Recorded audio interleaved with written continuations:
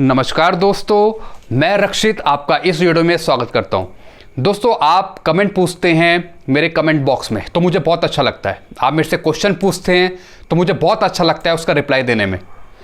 तो दोस्तों, अगर आप मेरे चैनल पे नए हो और आप मेरे कंटिन्यू वीडियोस देख रहे हो तो आप मेरे चैनल को सब्सक्राइब कर सकते हो और नई नोटिफिकेशन मेरे वीडियो से रिलेटेड आपको टाइम पे मिलती रहे और जल्दी मिलती रहे, इसके लिए आप बेल आइकन को प्रेस कर लीजिए। तो चलिए शुरू करते हैं इस वीडियो को। दोस्तों, इस वीडियो में आपको बताने वाला हूं, कई मेरे पे कमेंट आते हैं, वो पूछते हैं कि जो बैंक की पेंशन है या फिर बैंक में जो डीए मिलता है क्या वो बिल्कुल सेम है सेंट्रल के डीए सिस्टम से। दोस्तों, एक चीज मैं आपको क्लियर कर दूं, बैंक में जो डीए मिलता है उसके रूल अलग हैं और सेंट्रल के जो रूल हैं वो बिल्कुल अलग है। अब कई लोगों ने मेरे से कमेंट में पूछा, जो सेंट्रल में जो 7 सीपीसी अभी चल रहा है या 4 सीपीसी, 5 सीपीसी, 6th पे कमीशन, 7th पे कमीशन, क्या ये बैंक में जो कर्मचारी है या फिर जो पेंशनर है उनके लिए ये एप्लीकेबल है, उन पे ये लागू है? बिल्कुल लागू नहीं है उन पे। जो बैंक के जो नियम हैं वो बिल्कुल अलग है। इंडियन बैंक एसोसिएशन और कुछ यूनियन के जो कर्मचारी हैं उनके थ्रू डीए और कितनी सैलरी में बढ़ोतरी करनी है उनकी मीटिंग होती है। उन मीटिंग के द्वारा ये निर्णय लिया जाता है कि बैंक में क्या रूल शामिल करने हैं और क्या शामिल नहीं करने हैं। सेंट्रल के और बैंक के रूल बिल्कुल अलग है। बैंक में जो डीए बढ़ता है वो प्रत्येक 3-3, 4-4 महीने बाद बढ़ता है, लेकिन सेंट्रल में जो डीए बढ़ता है वो हर एक साल 2 बार बढ़ता है। तो दोनों के रूल बिल्कुल अलग हैं।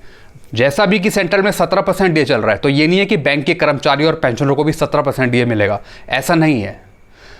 सेंट्रल गवर्नमेंट की जो मीटिंग होती है वो बिल्कुल अलग होती है और बैंक के जो अधिकारी हैं, बैंक के जो अधिकारी हो गई, एसोसिएशन हो गई, उनकी जो मीटिंग होती है वो बिल्कुल अलग होती है। और जो उनकी जो मीटिंग के रूल हैं, जो एप्लीकेबल हैं, वो बैंक के अधिकारियों और पेंशनरों पर ही लागू होते हैं, उनका सेंट्रल से कोई लेना देना नहीं है। तो एक चीज़ मैंने आपको यहाँ पे समझा दी कि सेंट्रल के जो रूल 7 सीपीसी, 6 सीपीसी, 5 सीपीसी या 4th सीपीसी, इसका बैंक के प्रोसीजर से कोई लेना देना नहीं है, बैंक से कोई लेना देना नहीं है, ना ही डीए का कुछ लेना देना है। जो बैंक की एसोसिएशन है वो है आईबीए, इंडियन बैंक एसोसिएशन। वो और जो यूनियन के कर्मचारी हैं, बैंक के बड़े अधिकारी हैं, उनके द्वारा आपस में मीटिंग होती है और वो सारे बैंक के निर्णय लेते हैं अधिकारियों के साथ, तो उनकी अलग रूल चलते हैं। तो ग्रेजुएटी, कम्यूटेशन ये बैंक वालों को भी मिलता है, उनके फैमिली पेंशनर्स को भी मिलता है, लेकिन उनके रूल्स अलग होते हैं बिल्कुल सेंट्रल से।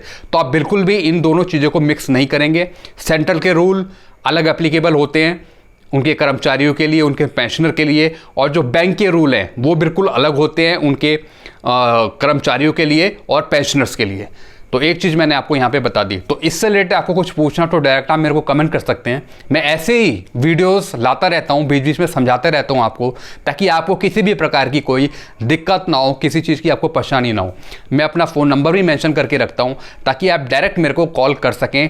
अगर मैं जो आप कमेंट कर रहे हैं अगर वो बाई चांस मेरे से मिस हो गए या फिर समय पर जवाब नहीं दे पाया तो आप डायरेक्ट मेरे को कॉल करके भी अपने जो प्रॉब्लम्स है वो उसका सोल्यूशन आप निकाल सकते हैं। तो डायरेक्ट आप मेरे को कॉल कर सकते हैं।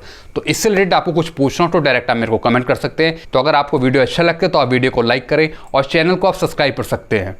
नई नोटिफिकेशन आपको टाइम पे मिलती रहे, इसके लिए आप बेल आइकन को प्रेस कर लीजिए। तो हमेशा मुस्कुराते रहिए, खुश रहिए और स्वस्थ रहिए। Thank you very much.